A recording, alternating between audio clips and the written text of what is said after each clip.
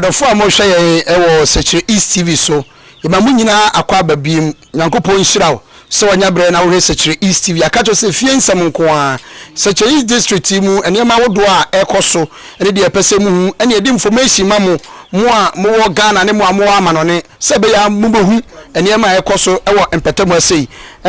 amanfo be kaya enche bia ana ye maame abriwa ya otia sei wo yira be pie mu ewo Asante Afijase na ebra Secure East TV yakofa no na yede ne to so no nipa bitime buai eme identify baabi a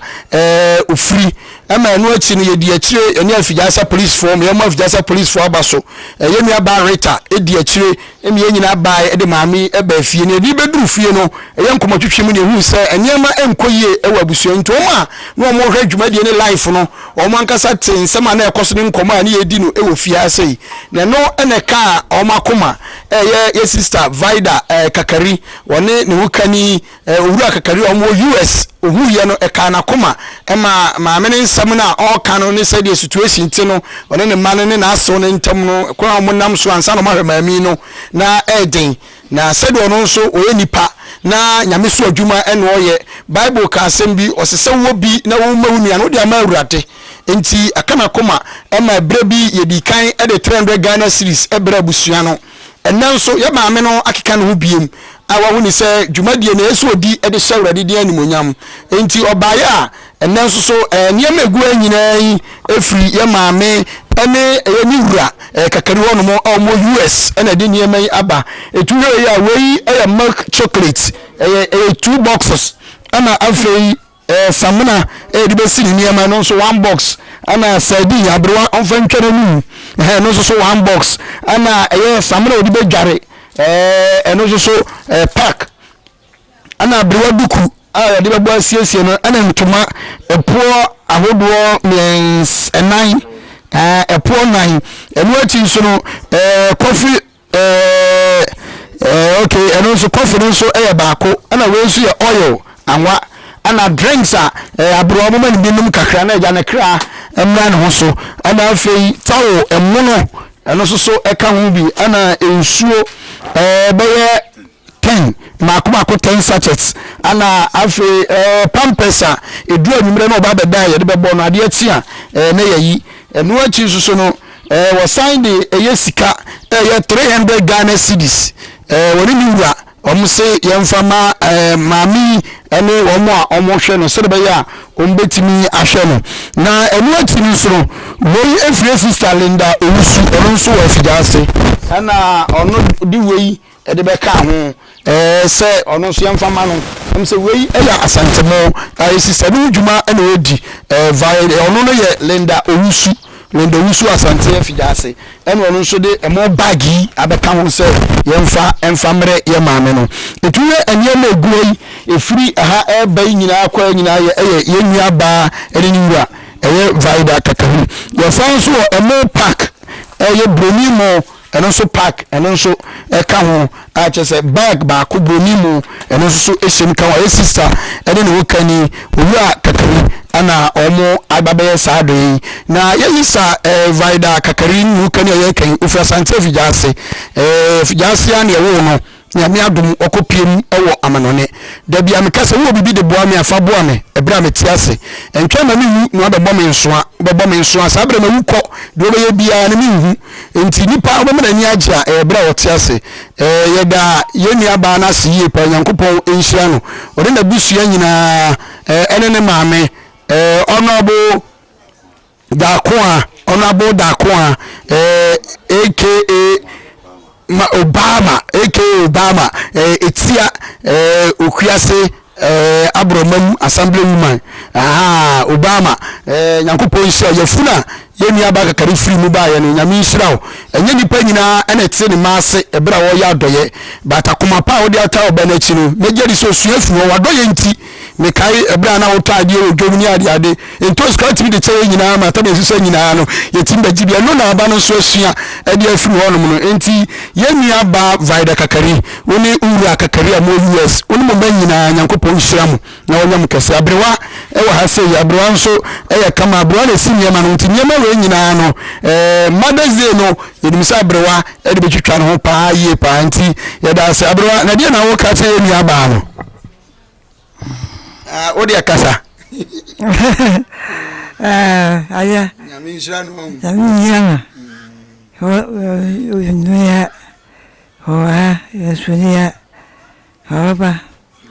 nyama dia o kan na ne se ye nua ba Nyankopɔn e yisa wuni ha na mse de ya beba ntu ba o ba be hu na obehu ha oba ya de ne beba em so pese ha ohu na nanim adoya odi ama no nyame nsia pa na oyo kese ma me nkoni ani ne ba wono no hwe no enso antwetwe nkomo na edie no no nso so ka no ene anopai ebra ba be pie ha sei ne ba no e wo ha sei ma me edie ana won so o ka edi a kire ye nua ba Vida Kakari ori ne wo kani Kakari o mo US ya me waka ne se nyame nhyira no ene o ma me ho adwiri mi pa ma na nso da ye nyame nhyira ne ma pa ba bi o yi ade ifiri e biara onyankopɔn nhyɛ ho ma no mfanya empa no mfanya ba enyinkyere nyame mu nyinkyere se nsohwe de onyame nyina sa do ye iso o ma bi nto ne da ofuru ka yese ka do be mu ntum kura ye den ono nko Yesu ntuo ne nabusua obesori wotimamba ye foforo ma afoforo bi onyankopɔn ka ne ho pa na onya ne kasiye e wora bra bom ba bi owo biara nyame nhyira ne de ye me waka kire no an se nyame nhyira nko ana emra ne so wo Yesu dim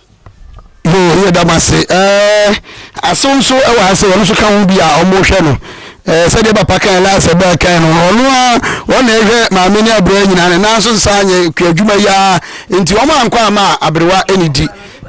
enti papa de na won so ka dia tire aboafoi me da wase pa me on wa hwere wo ma me ho ene ye kan ho no nyame nhyɛ na namu Bible say mo anya ma munia no mo anya ma Awurade eni ti bra wo ma ye na so abriwa isui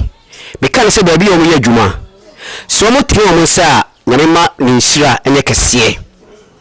de mo ye adwuma se bibi si wo ho a ebe ka obi a wono ni na busua ene mo mo ka ho de Yakobon ye de wonu no film wo ma mo nhyira enye kese na enye kese e wo Yesu Kristo din na dum ti amen amen enti